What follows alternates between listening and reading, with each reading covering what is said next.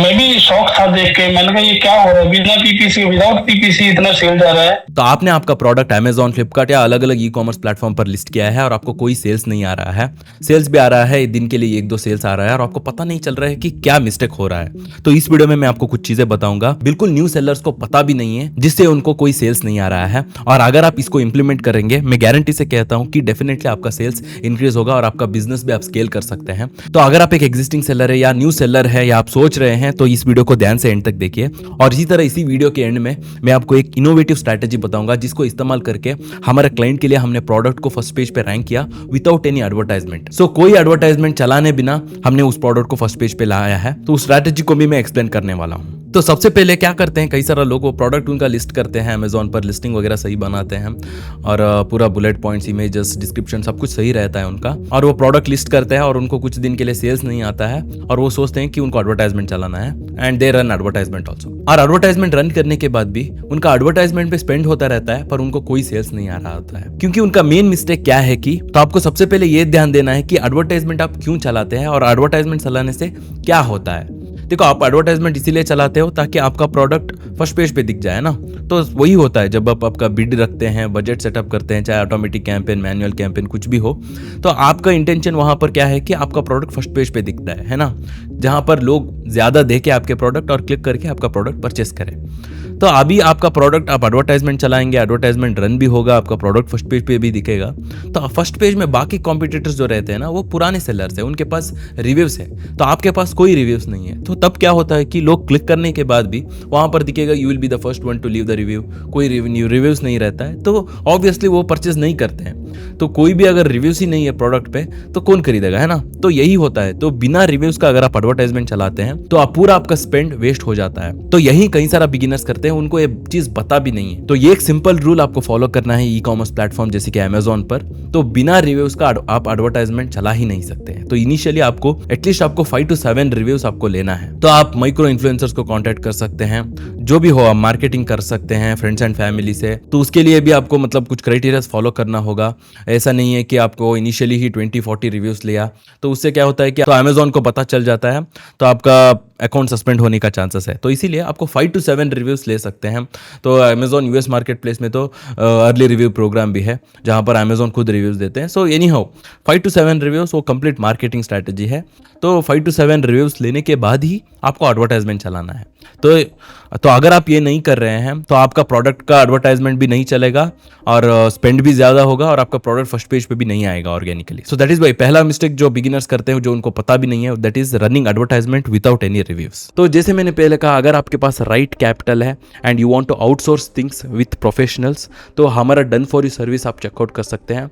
आपको link description में मिलेगा, वहां से आप एक फ्री मीटिंग बुक कर सकते हैं डायरेक्टली मुझसे, जहां पर मैं खुद आपको पूरा डन फॉर यू सर्विस के बारे में एक्सप्लेन करूंगा और उसी मीटिंग में you can confirm and we can kick start the process. फिर कुछ लोग क्या करते हैं, इन बड़े बड़े यूट्यूबर्स को फॉलो करते हैं जिनका व्यूज ज्यादा आता है। वो कहते हैं कि आप छोटा मोटा कम इन्वेस्टमेंट से स्टार्ट कर सकते हैं, आप पहले FBM कर सकते हैं, मतलब मर्चेंट फुलफिलमेंट कर सकते हैं, जब ऑर्डर आएगा आप पैक करके कस्टमर तक पहुंचा सकते हैं। तो इस चक्कर में कई सारा लोग क्या करते हैं, कम इन्वेस्टमेंट से FBM शुरू करते हैं। देखो, सबसे पहले आपको जानना है क्यों आप बिजनेस कर रहे हो। देखो, मेरा अगर मैं कहूँ तो मैं जब मैकेनिकल इंजीनियर था तो मुझे पता था कि अगर मैं जॉब जाऊँगा तो मुझे 9 to 5 ट्रैप में फंसना है। तो मैं बस ऐसा वे ढूंढूं जहाँ पर मुझे टाइम इन्वेस्ट ना करना पड़े, है ना। सो दैट इज़ वाई इंटेंशनली मैंने अमेजॉन FBA को पिक किया, क्योंकि फुलफिलमेंट बाय अमेजॉन, है ना। अगर मुझे ऑर्डर्स आ रहा है तो मुझे वो सब काम नहीं करना है, पिक करके पैक करके कस्टमर तक पहुंचाना, वो सब कुछ नहीं करना है। तो ये गोल आप समझिए, क्योंकि आप में से कई सारा लोग भी यही है ना। तो आपको मल्टीपल बिजनेसेस क्रिएट करना है। तो ऑफ कोर्स इनिशियली आप you are starting with Amazon FBA, but आगे जाकर आपको मल्टीपल बिजनेसेस क्रिएट करना है ना। You have to think like an entrepreneur.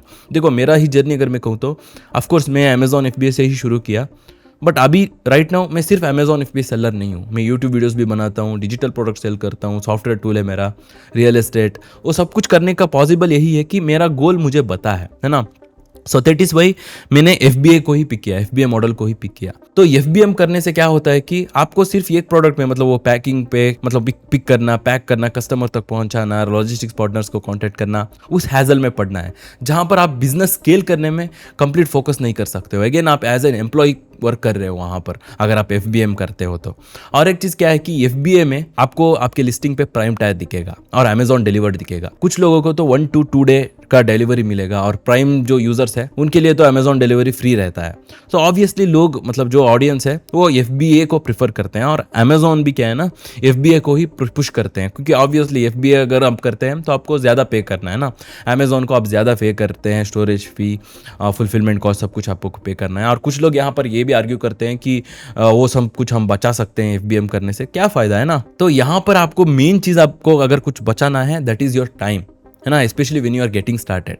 सो अगर आपका टाइम बच जाता है if you are going through FBA, extra जो फुलफिलमेंट कॉस्ट आप Amazon को पे कर रहे हो उससे आपका टाइम बच रहा है, जिससे आपका बिजनेस आप स्केल कर सकते हैं और मल्टीपल इनकम स्ट्रीम्स पे आप ध्यान दे सकते हैं। It's completely worth it. तो इसीलिए FBA के थ्रू ही करना है। तो सेकेंड मिस्टेक कई सारे बिगिनर्स करते हैं that is selling their products through FBM। So you have to completely avoid it. तो ऑफकोर्स कई सारा सेलर्स है जो FBM करके ही क्रोस टुगेदर अर्न करते हैं, तो उसमें से ज़्यादा लोग मैन्युफैक्चरर्स है ना, वो हमारे जैसा मिडिलमैन नहीं है, उनका प्रोडक्ट्स ऑलरेडी है।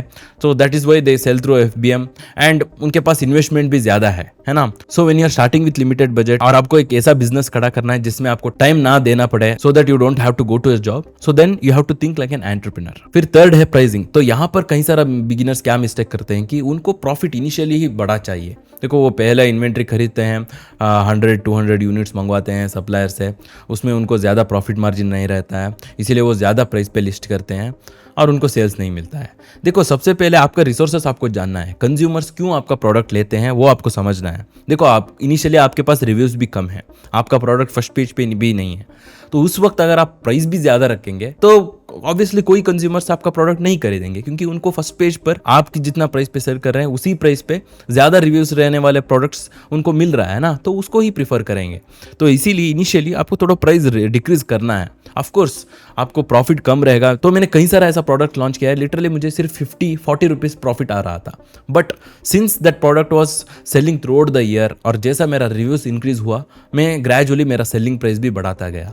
जो मुझे इनिशियली लॉस हुआ था और मुझे उतना ज़्यादा प्रॉफिट नहीं हुआ था, वो 3rd-4th बैच के बाद आई मेड इट बैक। क्योंकि यही होता है, क्योंकि कई सारा बिगिनर्स को क्या ना उनको पेशेंस नहीं है, उनको इनिशियली फर्स्ट बैच में ही उनको प्रॉफिट चाहिए, उनको 30% प्रॉफिट चाहिए, उनको 400-500 रुपीज़ प्रॉफिट इनिशियली ही चाहिए, जिसके वजह से उनको वो पेशेंस ही नहीं रहता है and they will give up. तो जो पर्सन है ना, चाहे उसको फर्स्ट बैच में उतना प्रॉफिट ना मिले फिर भी वो कंटिन्यू रखता है ना, तो उसको ही एंड ऑफ द डे उसका ही प्रोडक्ट सही से फर्स्ट पेज पे रैंक हो जाएगा और वही पर्सन उसका प्रोडक्ट एसेट बना सकता है। सो ये चीज़ आपको समझना है, ये एक लॉन्ग टर्म गेम है। सो इनिशियली फर्स्ट बैच में ही अगर आप बड़ा प्रॉफिट एक्सपेक्ट कर रहे हो देन ऑब्वियसली आप गिव अप करते हैं। सो आपको लॉन्ग टर्म सोचना है, आपको सोचना है कि अभी मैं फिलहाल के लिए कम प्राइस पे सेल कर रहा हूँ, पर आगे जाकर जैसे ही मेरा प्रोडक्ट फर्स्ट पेज पे रैंक हो जाएगा और एक 20-25 या 50 रिव्यूज क्रॉस हो जाएगा then I can make it back. तब मैं अगर मैं मेरा प्राइस इंक्रीज करूंगा लोग खरीदेंगे क्योंकि मेरे पास रिव्यूज है। सो अंटिल देन चाहे थोड़ा प्रॉफिट मार्जिन कम हो जाए, आपका प्राइस थोड़ा कम ही रखिए जितना हो सके, मतलब ताकि आपका प्रोडक्ट फर्स्ट पेज पे आ जाए। Once it is on the first page, once it is having the reviews, so जो भी आपने लॉस किया है और जो भी आपने मिस आउट किया है प्रॉफिट में, trust me you can all make it back. फिर फोर्थ मिस्टेक करते हैं वो है टू मेनी वेरिएशंस। देखो ऑफ कोर्स अगर आपका कपल ऑफ वेरिएशन है जिसमें एक वेरिएशन में अगर ज्यादा रिव्यूज है तो सारा वेरिएशंस में दिखेगा, वो एक एडवांटेज है। बट इस वेरिएशन टू मेनी वेरिएशन करने से क्या होता है कि देखो, तो इसीलिए मेरे कई सारे वीडियोस में मैंने कहा कि अपैरल्स को आपको अवॉइड करना है। अपैरल्स में क्या होता है कि कलर का वेरिएशन ज्यादा रहता है, डिजाइन का वेरिएशन रहता है, तो उसमें क्या होता है कि सपोज ये कलर का वेरिएशन ज्यादा सेल हो रहा है और बाकी का वेरिएशन का मतलब बाकी वेरिएशन सेल नहीं हो रहा है, तो उसमें भी उतना ही इन्वेंट्री रहता है। तो ये एक वेरिएशन से अगर आप प्रॉफिट भी बना रहे हो बट आपका इन्वेस्टमेंट बाकी इन्वेंट्री में स्टक हो चुका है क्योंकि वो सेल नहीं हो रहा है, तो यही होता है मोस्ट ऑफ द वेरिएशन रहने वाला प्रोडक्ट में। तो इसीलिए मैं अपैरल्स को अवॉइड करने का कहता हूँ। इवन जनरल अगर आप बाकी कैटेगरीज में भी कोई प्रोडक्ट सेल कर रहे हो, ज़्यादा से ज़्यादा 3 वेरिएशन, उससे ज़्यादा वेरिएशन अगर रहने वाला प्रोडक्ट आप एज ए बिगिनर बिल्कुल अवॉइड ही कर दीजिए। सो अगर कॉम्पिटिटर्स भी कर रहे हैं, यू स्टिक ऑन टू 2 और 3 वेरिएशन, क्योंकि जब मैंने स्पोर्ट्स एंड फिटनेस कैटेगरी में जब मैंने प्रोडक्ट लॉन्च किया था था। तो मैंने टोनिंग ट्यूब करके एक प्रोडक्ट लॉन्च किया था बैक इन 2020। तो शायद मैंने एक वीडियो में भी दिखाया था कि मैंने स्पोर्ट्स एंड फिटनेस कैटेगरी में सबसे पहले रेजिस्टेंस बैंड लॉन्च किया था, फिर उसके बाद मैंने टोनिंग ट्यूब लॉन्च किया था। उसमें मैंने कुछ कलर का वेरिएशंस किया था, तो उस वक्त मुझे फेस करना पड़ा। तो तब जाके मैंने एक वेरिएशन को कम्प्लीटली निकाल ही दिया, और वो इन्वेंट्री खत्म होने के बाद मैंने लिस्टिंग पर सिर्फ 2 वेरिएशंस ही रखा था। मतलब जो कस्टमर्स को ज़्यादा चाहिए था, वो एक्चुअली कलर का वेरिएशन नहीं था, मतलब वो स्ट्रेंथ का वेरिएशन था, वो रेजिस्टेंस बैंड का स्ट्रेंथ का वेरिएशंस था टोनिंग ट्यूब का। सो दैट इज़ वाई, तो वो पर्टिकुलर मिस्टेक से ही मैंने सीख चुका हूँ। तो इसीलिए मैं आप लोगों को कह रहा हूँ कि so avoid too many variation, specially जब व्हेन यू आर बिगिनर। अगर पॉसिबल है तो वेरिएशंस को अवॉइड ही कर दीजिए। 2 variation is more than enough. फिर 5th रीज़न है जिससे कई सारा लोगों को उनको सेल्स नहीं आ रहा है, that is lack of competitor analysis. वो ऐसा नीश में जा चुके हैं जहाँ पर ऑलरेडी ब्रांड डोमिनेटेड है, ब्रांड रिकग्निशन हो चुका है। मतलब लिटरली कंज्यूमर से ना ब्रांड नेम से ही प्रोडक्ट ले रहे हैं। फॉर एग्जांपल अगर आप शूज़ में जाते हैं तो शूज़ में क्या होता है कि लोग Puma shoes, Adidas shoes, Nike shoes करके लिटरली ब्रांड नेम से ही प्रोडक्ट सर्च करते हैं। तो अगर वो चीज़ आपके नीश में है, then you cannot be a big competitor. आप कभी भी उन कॉम्पिटिशन को बीट नहीं कर सकते, क्योंकि उन्होंने सालों से उतना रिकग्निशन बना दिया है। कंज्यूमर्स को ऑलरेडी लिटरली, मतलब सर्च बार पे ही अगर उनका ब्रांड नेम इस्तेमाल करके प्रोडक्ट खरीद रहे हैं, तो उन कंज्यूमर्स को आपका प्रोडक्ट नहीं चाहिए, है ना। अगर आपका प्रोडक्ट भी फर्स्ट पेज पे दिखता है तो उनको नहीं चाहिए, क्योंकि उस नीश में उन पर्टिकुलर ब्रांड्स का डोमिनेशन और रिकग्निशन बन चुका है। तो ये चेक करने के लिए सीधी सी बात है, सबसे पहले ब्रांड रिकग्निशन तो आपको पता चल जाएगा, वरना आप लिस्टिंग देखिए, मतलब कॉम्पिटिटर्स का फर्स्ट पेज में देखिए प्रोडक्ट रिसर्च करने के वक्त। वहां पर अगर कोई एक ब्रांड 4-5 लिस्टिंग बना के बैठा है, और जहां पर भी आप स्क्रॉल करते हैं तो उसका ही लिस्टिंग देता है, उस ब्रांड का ही प्रोडक्ट दिखता है, तो इसका मतलब उस पर्टिकुलर निश में उस ब्रांड का डोमिनेशन है। सो कंप्लीटली अवॉइड दैट निश, दैट्स इट। तो अगर आपने ऑलरेडी ये मिस्टेक कर दिया है, आपने ऑलरेडी ब्रांड डोमिनेटेड निश में आप जा चुके हैं और कभी बीट नहीं कर पा रहे हैं, सो मेरा एडवाइस यही रहेगा कि आप उनसे कॉम्पीट करने से वजह आपका इन्वेंट्री खत्म करके नया से प्रोडक्ट रिसर्च करके एक ऐसा निश पकड़िए जहां पर ब्रांड डोमिनेशन और ब्रांड रिकग्निशन नहीं है। फिर नेक्स्ट वन, डिफरेंशिएशन। तो ये तो मैंने कई बार कह दिया है, मतलब लिटरली मैंने एक प्रोडक्ट एग्जांपल दिया था पेल्विस ट्रेनर करके कपल ऑफ वीडियोस पहले। तो उसमें मैंने दिखाया था कि सारा सेलर्स एक ही टाइप का प्रोडक्ट सेल कर रहे हैं। तो ज़्यादा बिगिनर्स क्या करते हैं, इसी तरह प्रोडक्ट रिसर्च करते हैं। एक्चुअली उनका प्रोडक्ट रिसर्च अच्छा रहता है, जो प्रोडक्ट वो पिक करते हैं ना उसका हाई डिमांड, लो कॉम्पिटिशन सब कुछ रहता है। बट वो मिस्टेक क्या करते हैं कि बाकी सेलर्स जो सेल कर रहे हैं ना, सेम सप्लायर से उठा के सेम लिस्टिंग बना के सेम टाइप में सेल करते हैं, सेम टाइप में मार्केट करते हैं। बस उनका एक ब्रांड नेम टाइटल में, प्रोडक्ट टाइटल में ब्रांड नेम अलग रहेगा। तो ये चीज़ करने से क्या होता है कि इनिशियली अगर आपका टाइमिंग सही है तो आपको सेल्स तो मिलता है, बट अगेन जैसा टाइम जाता जाएगा सैचुरेशन हो जाता है, क्योंकि प्रोडक्ट सेम है, जो कम प्राइस पे सेल कर रहा होता है कंज्यूमर्स उसका ही खरीदते हैं, तो उससे एक प्राइस वॉर शुरू हो जाता है। तो अगर आप डिफरेंशिएशन करते हैं, आपका कलर चेंज करते हैं, लोगो चेंज करते हैं, पैकेजिंग चेंज करते हैं और उसको आपके लिस्टिंग में दिखाते हैं आप, तो आपका प्रोडक्ट ही अलग बन जाता है ना। तो यही चीज़ मैंने भी किया था, मतलब आपने देखा ही होगा वो वीडियो मैंने बताया था कि 2020 में मैंने रेजिस्टेंस ब्रांड लॉन्च किया था, जो कलर में सेल कर रहा था बाकी लोग भी सेम कलर सेल कर रहे थे, क्योंकि हम सभी लोग इंडिया मार्ट के सप्लायर से उठा के सेल कर रहे थे। फिर जाके मैंने सोचा कि मुझे कलर डिफरेंशिएशन करना है, और वो चीज़ मैंने किया था, और उसके वजह से मुझे प्राइस वॉर पे भी नहीं पड़ना पड़ा और मैं ज़्यादा प्राइस पे भी सेल कर पाया, है ना। सो सिंपल स्ट्रैटेजी है।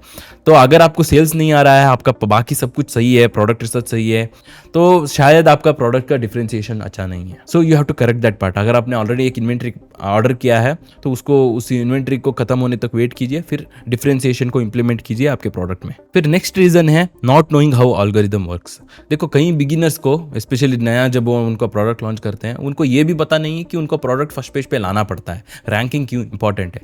वो उनका एक्सपेक्टेशन क्या है कि प्रोडक्ट लिस्ट करने से ही उनको सेल्स आना चाहिए। तो इसीलिए आपको जानना है कि जो ई कॉमर्स प्लेटफॉर्म पे आपका प्रोडक्ट आप लिस्ट कर रहे हो उसका एल्गोरिदम कैसा वर्क होता है, वो आपको समझना है ना। देखिए जैसे कि ई कॉमर्स प्लेटफॉर्म जैसे कि अमेजॉन, फ्लिपकार्ट पर, वहाँ पर क्या होता है कि सेल्स वेलोसिटी इज़ एवरीथिंग।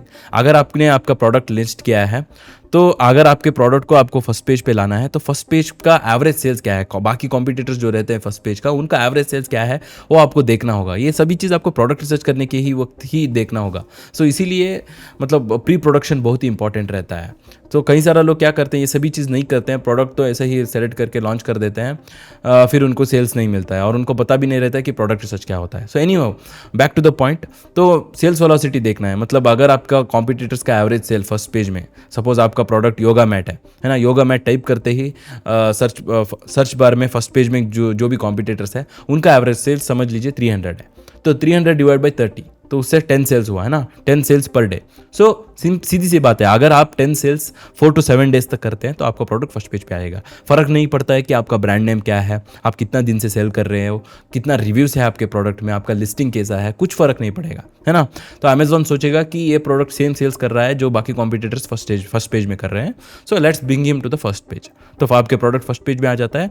फिर फर्स्ट पेज पे आते ही तो आपका इंप्रेशन बढ़ जाता है ना, लोगों को दिखने लगता है आपके प्रोडक्ट। फिर मैटर करता है कि आपका लिस्टिंग कैसा है, क्योंकि लोग क्लिक करने के बाद परचेज भी करना चाहिए ना। तो अगर आपने फर्स्ट पेज पे रैंक किया है, फिर जाके लोग क्लिक करके आपका प्रोडक्ट परचेज नहीं कर रहे हैं, तो आपका कन्वर्जन गिर जाता है, तो अगेन आपके प्रोडक्ट पीछे आ जाता है। सो दैट इज़ वाई आपको एल्गोरिदम समझना है, that is why sales velocity is very important. ये चीज़ कई सारे लोगों को पता भी नहीं रहता है। कुछ लोग मतलब लिटरली वो प्रोडक्ट ऐसा सेलेक्ट करते हैं जिसमें लिटरली मतलब उनका सेल्स वेलोसिटी 20-30 यूनिट्स रहता है पर डे के लिए, और वो 10 यूनिट्स 50 यूनिट्स से बिजनेस चलाने की सोचते हैं। वो सोचते हैं कि मैं 50 यूनिट्स करके देखूंगा, जब मुझे सेल्स आएगा तब मैं 1000 यूनिट्स मंगवाऊंगा। तो वो लोग कभी उनका बिजनेस प्रॉफिटेबल नहीं बना सकते हैं। तो इसीलिए आपको ऐसा प्रोडक्ट सेलेक्ट करना है, स्पेशली अगर आपके पास कम बजट है तो 200 to 300 पर मंथ सेल्स रहने वाला प्रोडक्ट सेलेक्ट करना है, ताकि आप 10 सेल्स पर डे अचीव कर सके। वो आसान है ना। तो एज ए बिगिनर आप 10 सेल्स अचीव कर सकते हैं एडवर्टाइजमेंट के थ्रू। वरना क्या होता है कि सिर्फ एडवर्टाइजमेंट पे आप डिपेंड नहीं हो सकते। अगर आपको लेट्स से 20 सेल्स अचीव करना है पर डे के लिए, you can not just achieve with Amazon PPC. तब आपको influencer marketing, micro influencer marketing, coupon codes, वो सब कुछ रन करना पड़ता है ना। तो इसीलिए सेल्स वेलोसिटी को आपको फॉलो करना है। तो अभी समझ लीजिए आपने सेल्स वेलोसिटी भी फॉलो किया है, सब कुछ सही है, आपका प्रोडक्ट रिसर्च सही है, आप बहुत कॉन्फिडेंट है, तब भी आपको प्रोडक्ट पे सेल्स नहीं हो रहा है, आपका प्रोडक्ट फर्स्ट पेज पे रैंक नहीं हो रहा है, then you have to check the indexing. Indexing मतलब क्या है कि आपका प्रोडक्ट का लिस्टिंग शायद सही से इंडेक्स नहीं हो रहा है आपके कीवर्ड्स के लिए। तो उस वक्त आपको चेक करना है, जैसे ही आपका प्रोडक्ट का लिस्टिंग एक्टिव होता है, आपका प्रोडक्ट का ASIN उठाइए और सर्च बार पर उसको टाइप कीजिए। एक इनकॉग्निटो टैब में आपका अमेजॉन पेज ओपन कीजिए और सर्च बार पे उसको पेस्ट कीजिए आपका ASIN। फिर जाके आप स्पेस देकर आपका प्रोडक्ट का मेन कीवर्ड डाल दीजिए। तो तब आपका प्रोडक्ट ही पहला दिखना चाहिए। अगर आपका प्रोडक्ट तब उस वक्त पहला नहीं दिख रहा है, तो इसका मतलब आपका लिस्टिंग में कुछ प्रॉब्लम है। तो आपका लिस्टिंग को आपको कंप्लीट रीडू करना है। Product title, description, bullet point, सब कुछ आपको कंप्लीट रीडू करके, इनएक्टिव करके फिर से एक्टिव करना है। फिर जाके फिर से अगेन चेक करना है आपका प्रोडक्ट इंडेक्स हो रहा है कि नहीं उस पर्टिकुलर कीवर्ड के लिए। तो जो भी आपका मेन कीवर्ड के लिए, उसके लिए चेक कीजिए। बस आपका ASIN उठाना है, सर्च बार पे पेस्ट करना है, अगेन इनकॉग्निटो टैब में करना है, आपको पेस्ट करना है, और जो भी मेन कीवर्ड के लिए आप रैंक करना चाहते हैं वो कीवर्ड टाइप करके सर्च करना है। वो करते ही आपका प्रोडक्ट पहले दिखना चाहिए।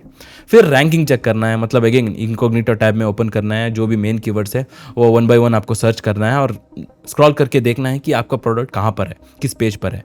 तो जिससे आपको पता चलेगा कि आपका पोजीशन कहाँ पे है और आपको कितना रैंक करना पड़ता है, कितना सेल्स वेलोसिटी मैच करना है, सो दैट आपका प्रोडक्ट फर्स्ट पेज पे रैंक हो जाए और आपका इंप्रेशन बढ़े, लोग देखे आपके प्रोडक्ट, फिर जाके आपको सेल्स मिले। सो इसीलिए ये सारा चीज़, मतलब मैं इसलिए कह रहा हूँ कि आपको प्री प्रोडक्शन में ज़्यादा देना है। One of the biggest mistake, मतलब 99% जो लोग फेल होते हैं उनका मिस्टेक यही है कि वो पोस्ट प्रोडक्शन में ज़्यादा टाइम देते हैं। वो प्रोडक्ट रिसर्च वो सब कुछ जल्दी कर देते हैं, अकाउंट रजिस्ट्रेशन सब कुछ कर लेते हैं, फिर प्रोडक्ट में जब सेल्स नहीं आने लगता है तब सोचते हैं कि शायद कुछ स्ट्रैटेजी हो सकता है, शायद मुझे एडवर्टाइजमेंट चलाना है, शायद मुझे कुछ सर्विस लेना है। तो वो सर्विस प्रोवाइडर को भी पता रहता है कि आपका प्रोडक्ट उतना अच्छा नहीं है। अगेन वो सर्विस भी देते हैं कुछ मंथ्स के लिए, उनका सर्विस आप लेते हैं, उनको तो उनका सर्विस भी मिल जाता है। फिर अगेन आपको पता चल जाता है एंड ऑफ द डे आपका प्रोडक्ट अच्छा नहीं है, आप सोचते हैं कि ये बिजनेस ही अच्छा नहीं है and you will give up on it completely.